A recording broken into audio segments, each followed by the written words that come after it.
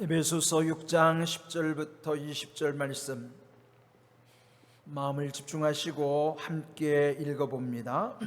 끝으로 너희가 주 안에서와 그 힘의 능력으로 강건하여지고 마귀의 간계를 능히 대적하기 위하여 하나님의 전신갑주를 입으라.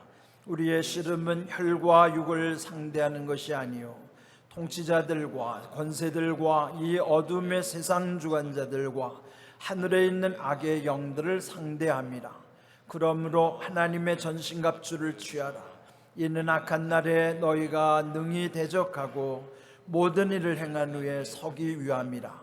그런즉 서서 진리로 너희 허리띠를 띠고 의의 호심경을 붙이고 평안의 복음이 준비한 것으로 신을 신고 모든 것 위에 믿음의 방패를 가지고 이로써 능히 악한 자의 모든 불화살을 소멸하고 구원의 투구와 성령의 검 곧 하나님의 말씀을 가지라.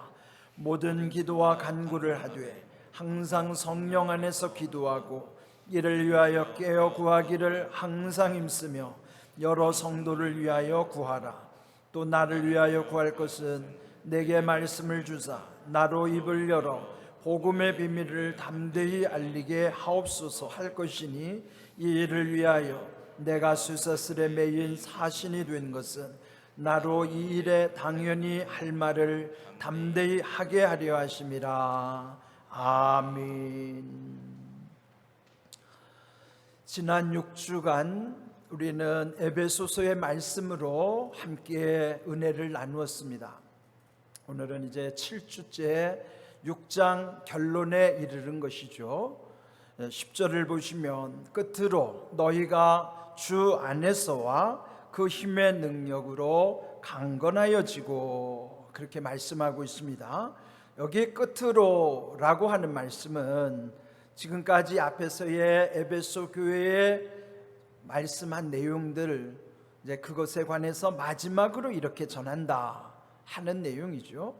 그러면 이 편지에 있어서 그 시작과 흐름도 중요하지만 그 마지막에 어떤 결론을 가지고 말하는가? 그 결론은 가장 중요하다고 할 것입니다. 여기 말씀에서처럼 바울은 그 고린도 교회 그리고 각 성도들이 하나님의 능력을 힘입어 강건하기를 구하는 거예요. 근데 여기서 보면 우리가 강해질 수 있는 비결은 두 가지인 것이죠.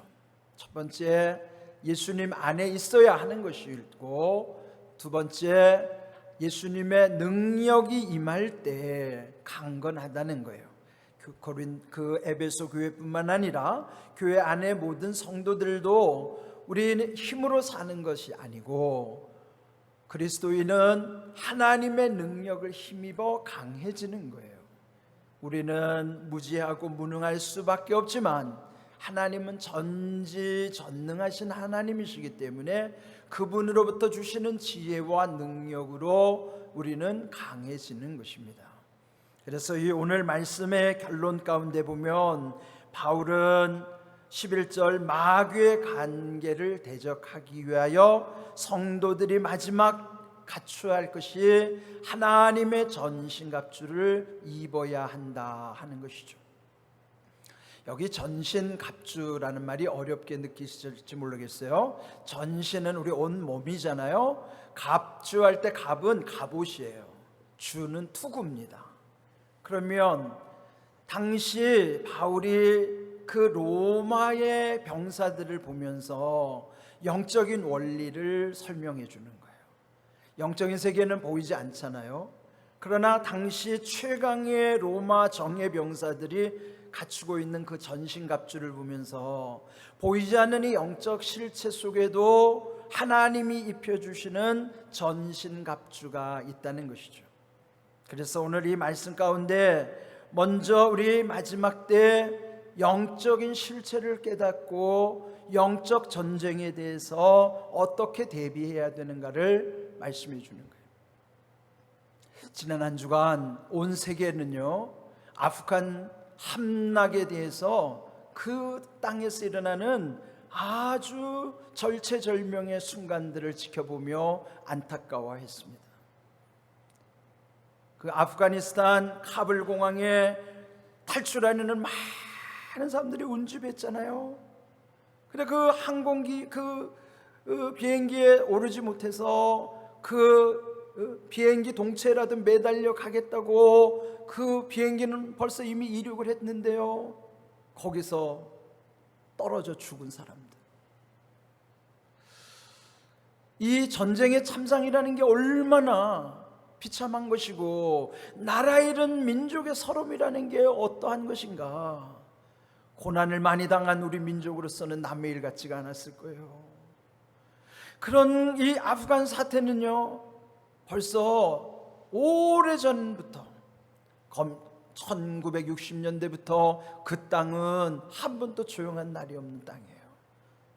옛적 소련과도 전쟁이 있었고요, 그리고 20여 년 전에는 그 미국의 9.11 테러로 인해서 미국이 거기를 공격하게 된 것이죠. 그동안 20년 동안 미국이 그 땅을, 그 군대를 보내서 거기를 지킨 것이에요. 탈레반 세력을 축출하느라고 했지만 이제 미군이 철수하고 다시 탈레반이 진격해서 20년 만에 이 전세가 바뀌게 된 거예요. 여러분, 세상에서 제일로 험악한 싸움이 그게 전쟁이라는 거예요. 그 전쟁을 보면서 바울이 여기서 강조하는 것처럼 이 보이는 전쟁, 그보다도 보이지 않는 영적인 전쟁, 그것도 우리가 정말 그 실체를 알고 거기 대비해야 된다는 것이죠. 그래서 이제 오늘 이 말씀 중에 보면 12절에 먼저 싸울 때 그 전쟁에 대한 상대, 누구와 싸워야 하는가, 적대 관계의 그 대상을 먼저 설명하고 있는 것입니다. 12절 보면 우리가 싸워야 할 대상은 혈과 육을 상대하는 것이 아니라는 거예요. 혈과 육은 우리의 눈으로 보여지는 몸을 입은 존재들, 즉 우리가 이렇게 미워해야만 하는 대상들이 아니라는 것이죠. 가정에서 미움의 대상, 이웃에 미워하는 이들이 내가 싸워야 될 대상이 아니라 그 미움을 가져다주는 영적 실체들이 있다는 것이죠. 그것을 보이지 않는 그 지배하는 힘을 말씀하면서 혈과 육을 상대하지 말고, 다시 말하면 사람 상대하지 말고 그 사람을 교묘히 움직이는 영적 실체를 분별하라는 거예요. 그러면서 여기 보면 통치자들과 권세들과 어둠의 세상 주관자들, 세상에 있는 악의 영들을 상대해야 된다. 전쟁에 있어서 제일 중요한 게 뭘까요? 우리 군대 갔다 오신 분들은 다 알지만 피아 식별법이라는 걸 배우죠. 적군과 아군을 먼저 구별하는 것을 배우는 거예요. 조금 멀리 떨어지면은 저 사람이 적인지 아군인지 분별이 잘 안 되잖아요. 그런데 여러분, 전쟁이 있어서 그게 오인을 하면 적을 아군으로 착각하고 아군인데 적으로 잘못 알아서 총을 쏜다 그러면 이건 망하는 거죠. 전쟁에서 제일 중요한 것은 식별을 잘하는 거예요. 적군과 아군을 잘 식별을 하는 것이죠. 바울이 먼저 이걸 강조하는 거예요.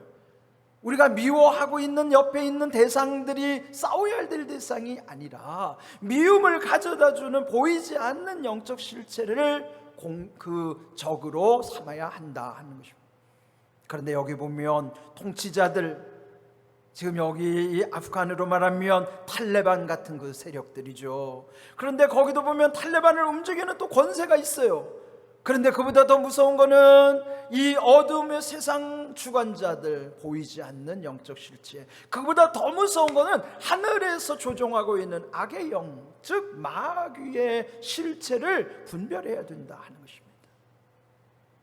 여러분, 이 세상에는 힘의 논리가 움직이는 거예요.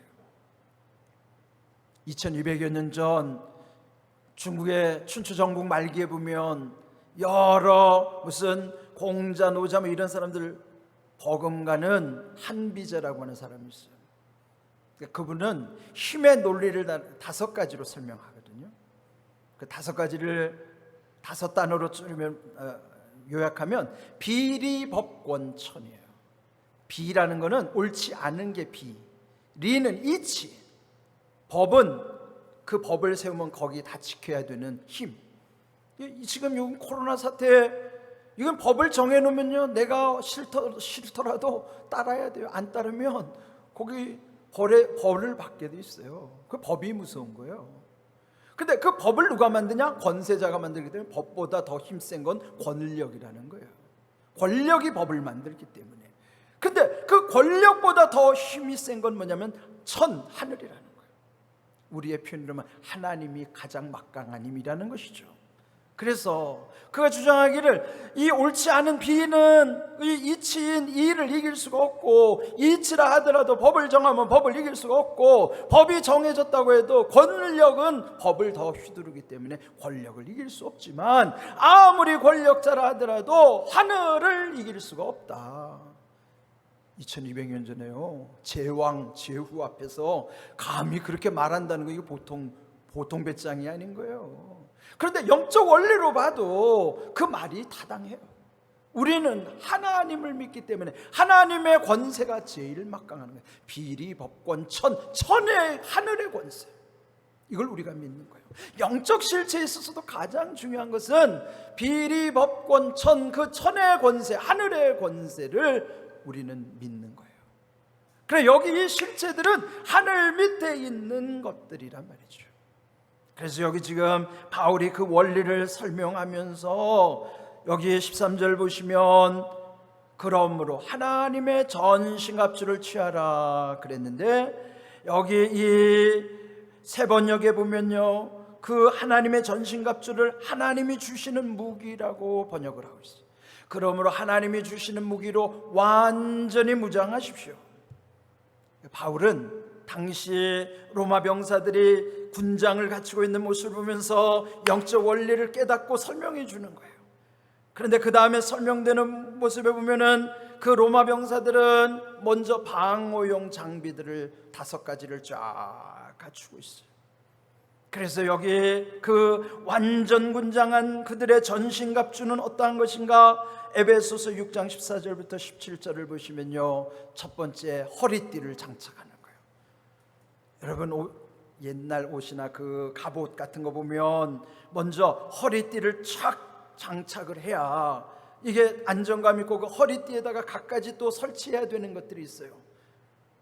군대 가면 이게 이 허리띠 매는 거 있죠. 거기다가 이 수통도 매고 또 여기 칼도 차고 뭐 필요한 거 여기다 하듯이 그 허리띠가 중요하다고요. 두 번째는요, 호심경, 심장을 보호하는 호심경. 이것은 오늘로 말하면 방탄조끼 같은 거예요. 구리로 이렇게 안에다가 대놔서 화살을 맞아도 뚫지 못하는 심장을 보호하는 호심경. 그 다음 세 번째, 신발은 군인들이 신는 가죽으로 만든 투박한 신발. 그는 험한 길을 가더라도 다치지 않고 안전하게 하는 거예요. 그 다음에는 방패를 들어야 날아오는 화살을 막아낼 수가 있는 것이고요. 그 다음 중요한 것은 투구, 머리를 보호해야 하는 것이에요. 바울이 그 로마 병사들을 보니까 그 5가지 방어용 무기를 가만히 들여보니까 거기 영적 원리가 있는 거예요. 보이지 않는 이 영적 전쟁에도 저 로마 병사들이 장착하고 있는 5가지 방어 무기처럼 성도들도 거기에 영적인 원리를 깨달아야 된다 해서, 저기다 지금 가로로 넣는 것은 성경에서 바울이 강조하는 게 뭐냐면 그 로마 병사들에 빗대어서 영적인 의미들을 결부시킨 거예요. 그러면 오늘 우리는 로마 병사들의 옷은 입지 않았다 하더라도 그들이 보호하는 것처럼 우리도 이런 원리로 무장을 해야 된다 하는 거예요. 첫 번째가 허리띠라고 하는 건 그게 무슨 의미냐? 그게 진리라는 거예요. 진리의 허리띠를 띄어야 된다는 거예요. 그럼 우리 진리하면은 구체적으로 어떤 뜻일까요? 요한복음 14장 6절 말씀, 예수님 말씀, 내가 곧 길이요 진리요 생명이에요. 진리는 누구예요? 예수님이에요. 그래서 우리는 예수님으로 띠를 띄어야만 하는 거예요. 그래서 여러분, 예수님으로 띠 사람은요, 먼저 안전한 거예요. 진리로 모든 일이 딱 서야만 진리는 두려움이 없어요. 담대하게 하니까. 그다음 두 번째, 호심경이라는 무슨 의미인가? 그게 심장을 보호하는 게 뭐냐? 의라고 하는 거예요. 의의 의미는 하나님과의 올바른 관계 자체를 의라고 하는 거예요. 근데 하나님과 관계 맺기를 안 하면은 늘 불안하고 두렵고 살 수 없어요. 그럼 우리의 심장을 지켜야 하는 것처럼 우리 성도들이 하나님 앞에 당당할 수 있는 건 하나님과의 바른 관계가 있을 때는 우리의 심장을 지키는 것처럼 그 하나님과의 관계 속에서 모든 것을 지켜주신다. 그 다음에 신발이라고 하는 것은요, 평안의 복음, 즉 이 복음 자체가 우리가 어느 길을 가더라도 마치도 하나님의 말씀이 내 발의 등, 내 길의 빛이라고 하는 것처럼 그 우리가 복음으로 마치 로마의 병사의 신발과 같은 역할을 한다는 거예요. 그 다음 중요한 것은 방패예요. 방패는 온갖 날아 들어오는 화살을 막아내야 될 뿐만 아니라 그 방패들을 다 연결하면 철옹성이 되는 거예요. 혼자서 막을 수도 있지만 연합해서 막으면 어떤 세력도 다 철벽 수비를 할 수 있는 게 방패예요. 이것은 개인의 믿음도 중요하지만 공동체의 믿음도 중요하다는 거예요. 그게 이 방패의 기능이에요. 여러분의 믿음이 바로 서면은 모든 화살, 그것도 불화살이에요. 그 화살이 어디든지 다 막아낼 수 있다는 거예요. 그래서 믿음이 중요한 거예요. 그럼 다섯 번째로 투구라고 하는 것은 머리를 보호하는 것이죠. 그는 구원의 확신. 근데 여기서 보면 호심경과 투구를 왜 빨간색으로 표시했는가 하면 두 군데는요 생명과 직결되는 부분이에요. 심장과 머리는 생명과 직결되는 부분이에요. 다른 이 팔다리나 이런 데는요 다쳐도 이거 뭐 막말로 이거 잘라내도 살아요. 팔 하나 없어도 이 다리 하나 없어도 살지만 이거 목은 잘라낼 수 없고 심장은 도려낼 수도 없어요.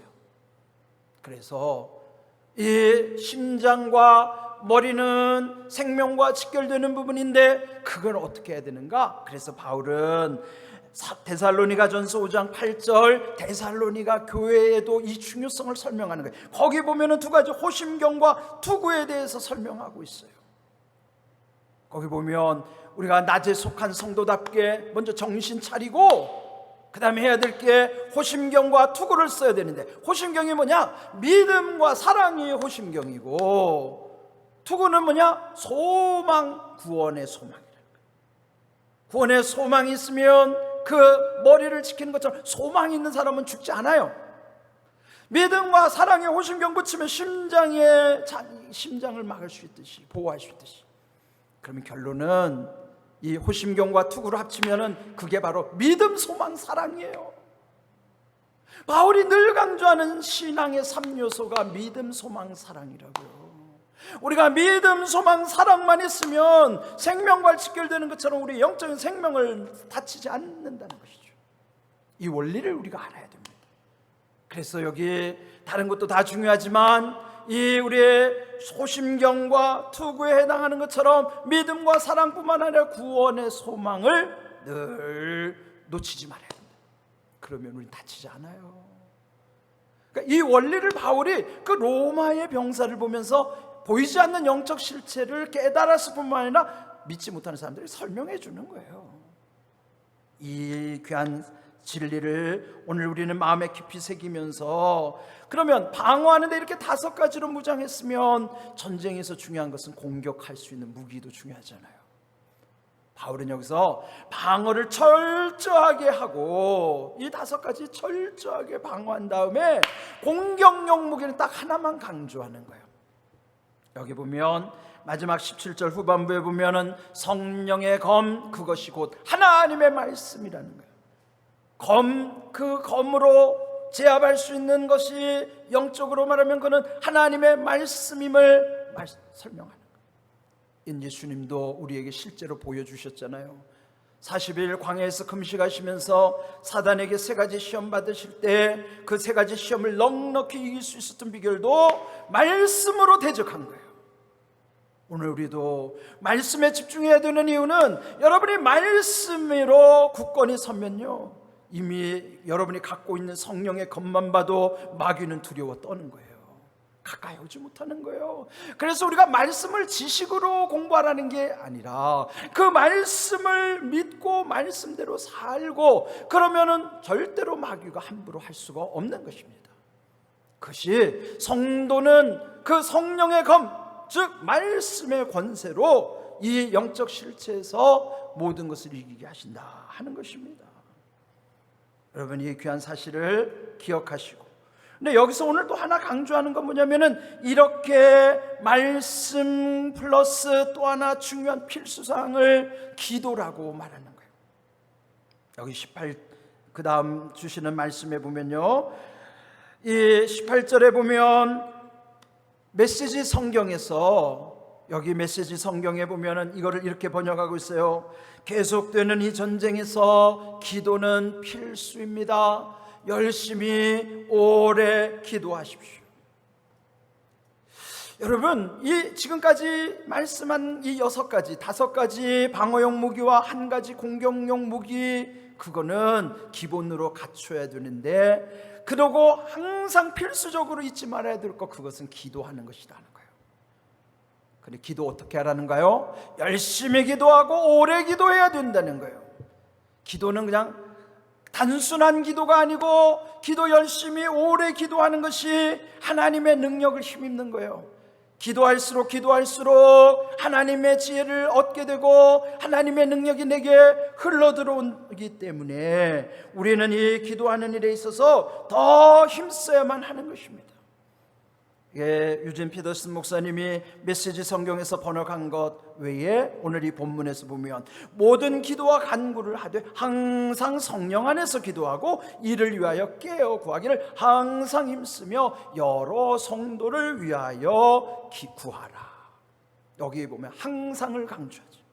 항상 성령 안에서 기도하는 건 최강의 무기예요.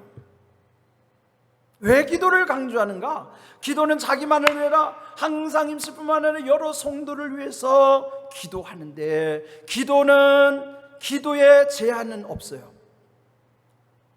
하나님의 능력이 무제한인 것처럼 기도를 열심히 오래 할수록 그 바른 기도 생활 속에는 하나님의 기도의 능력은 무제한으로 흘러 들어오는 거예요. 여러분의 믿음은, 극단적으로 말하면 여러분의 기도만큼이 여러분의 여러분의 믿음이에요. 그래서 여러분이 기도에 여러분이 항상 힘써야 되는 겁니다. 제가 이걸 묵상하다가 2000년 전 바울이 그 최강의 로마 병사를 보면서 원리를 깨달았잖아요. 만약에 2000년 지난 오늘날 바울이 살았더라면 이 무기가 설득력 있을까요? 이것 가지고 요새 전쟁할 수 있어요? 안 돼요. 당시로서는 이게 최선이었지만 오늘날은 이 무기 가지고는 이길 수가 없지요. 왜? 요즘은 첨단 무기가 있는데 이 무기 가지고 되겠어요? 그런데 요즘 첨단 무기는 상상을 초월하는 무기예요. 미국이 왜 두려운 줄 아세요? 무기는요, 미국 따라갈 무기가 없어요. 북한이 왜 미국을 두려워하는 줄 아세요? 미국이 가지고 있는 첨단의 그 무기는요, 스텔스 기능이 있는 거예요. 그건 뭐냐면 이 폭격기에 스텔스 기능을 달고 또 유도탄에 스텔스 기능을 달아놓으면요, 스텔스 기능이 뭐냐면 상대방의 레이더에 걸리지 않게 만드는 거예요. 그 전파가 거기 부딪히면은 거기에 잡혀가지고 지금 적이 쳐들어온다는 게 레이더에 다 잡혀야 되잖아요. 스텔스 기능을 장착하면 레이더에 안 잡혀요. 가까이 와도 몰라요. 북한이 왜 두려워하는 줄 아세요? 스텔스 전투기가 북한 땅으로 들어가도 북한이 감을 못 잡는다니까요. 여러분, 이게 무서운 거예요. 미국이 북한을 없애고자 하면 순식간에 없앨 수 있어요. 이게 두려운 겁니다. 그런데 바울이 만약에 이 시대에 이 무기를 가지고 설명했더라면 저는 그 스텔스기를 설명했을 것 같아요. 기도는 바로 스텔스 기능이에요. 마귀가 낌새를 차리지도 못하고 그 스텔스 기능의 무기로 마귀를 이길 수 있는 거예요. 그는 말씀과 기도 가운데 스텔스 기능이 우리 영적으로 말하면 마귀가 눈치채지 못하고 마귀가 감당할 수 없는 것은 그 말씀과 기도의 능력 가운데서 점점 강하게 되는 겁니다. 우리가 이 원리를 알아야 돼요. 뭐 세상에 다른 것 가지고 지금 교회들이 뭔가를 다투려고 할 게 아니라 원리와 근본으로 돌아와야 돼요. 말씀과 기도에 집중해야 돼요. 왜요? 그 가운데 영적인 능력이 흘러 들어오기 때문인 것입니다. 요즘은요, 여러분 다 와이파이 핸드폰 갖고 있고 그런데 그것만 봐도 그렇잖아요. 여러분 와이파이 기능만 쓰려고 하는 사람들은요, 그 와이파이가 작동하지 않는 곳에는 그거 있으나 마나 못 써요. 그러니까 맨날 와이파이 가는 데마다 와이파이 기능부터 확인하고 그거 쓰잖아요. 근데 돈 많은 사람들은 무제한을 뻥 쓰니까 그런 거 구해받지 않아요. 와이파이 존 없어도 자 인공위성하고 직접 연결되니까 데이터를 무제한으로 쓰는 거예요. 그러니까 우리 현실에 지금 여러분은 무제한을 쓰시나요? 와이파이를 그냥 가자마자 확인해야 돼. 우리가 와이파이 존을 이용하는 거 그건 상관없어요. 그러나 영적으로 볼 때는 우리의 믿음이 와이파이 존에서만 움직이는 믿음은 그는 필요에 의한 믿음일 수 있어요. 그러나 이 무제한 5G나 6G까지 나오면 그걸 이게 와이파이 존에 상관없이 데이터를 아무렇게나 무제한으로 쓸 뿐만 아니라 없는 사람한테 빌려줄 수도 있고 와이파이를 연결시켜줄 수도 있고 그런 거예요. 그 무슨 말인지 알죠? 우리가 말씀과 기도의 능력 가운데는요, 그냥 우리의 힘이 아무것도 아닐 때는 매일 와이파이 존만 찾아다니는 그런 믿음으로 살아갈 수도 있단 말이죠. 이 교회가 와이파이 존이 작동하나? 그게 무슨 상관이에요?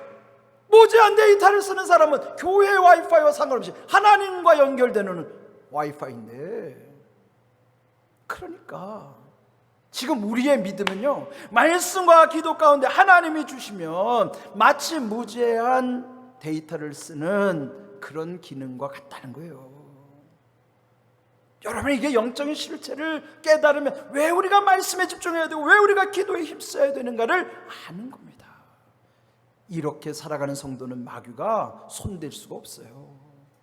틈탈 수도 없어요. 오늘 이 마지막 때를 살아가는 우리들은요, 예수님이 달란트 비유의 끝에서 뭐라고 말씀하세요? 무릇 있는 자는 더 받기도 할 것이지만 없는 자는 있는 것까지도 빼앗기리라. 한 달란트 받은 사람은 그것까지도 빼앗기는 거예요. 이게 영적 양극화 현상.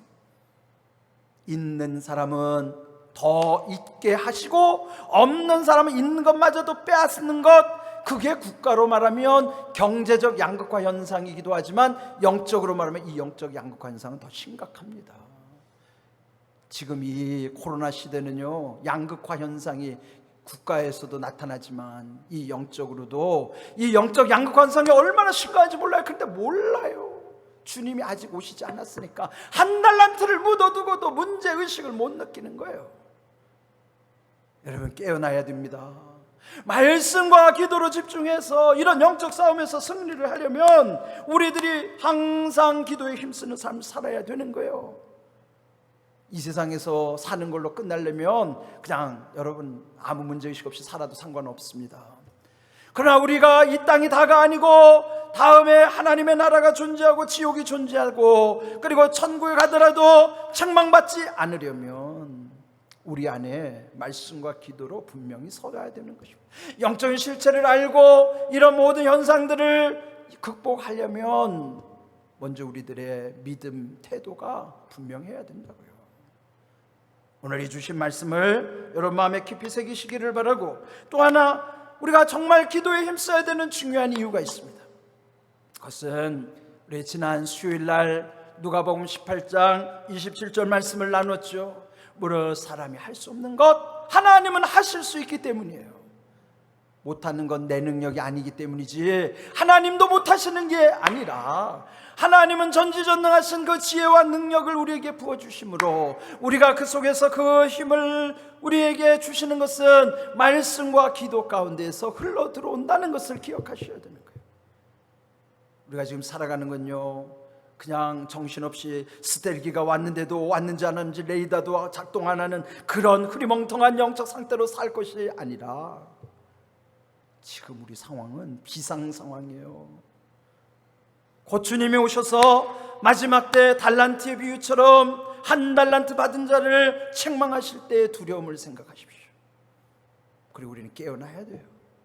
그래서 오늘 주신 말씀처럼 말씀과 기도 가운데서 하나님의 은혜와 지혜와 능력을 힘입어 이 험한 세대를 이길 뿐만 아니라 곧 주님이 다시 오실 때, 또 주님이 나를 부르실 때에 그 앞에 오늘 이렇게 주신 약속의 말씀대로 굳게 세워지는 믿음이어야만 하는 것입니다. 오늘 귀한 말씀이 여러분의 영혼을 흔들기를 바랍니다. 아멘을 크게 하셔야 돼요. 제가 이 말씀 그냥 여러분에게 외치는 게 아니에요. 내가 믿지도 않으면서 이 말을 한다면 그거는 하나님 앞에 큰일 나죠. 이 말씀을 준비하기까지는 얼마나 많은 기도와 간구로 말씀을 붙잡고 묵상하는 줄 아세요? 정말 이 시대는 깨어나야 되는 시대, 눈을 떠야 되는 시대, 이렇게 살면 안 되는 시대. 우리 모두가 정말 여러분 그냥 와이파이에 근근히 기대어 사는, 이거는 이제 비유적인 표현이지만 영적으로 그러한 것에 살지 마시고 하나님께 이런 모든 허락하신 것을 그런 상황에 관계없이 항상 하나님의 지혜와 능력이 내게 흘러 들어올 수 있도록 무제한 데이터 신앙을 가지시란 말이에요. 그런 믿음으로 우리 공안교회가 세워지는 그런 모든 능력을 힘입는 삶이 되기를 주님의 이름으로 크게 아멘 하셔야 돼요. 그렇게 되기를 주님의 이름으로 축복합니다. 아멘.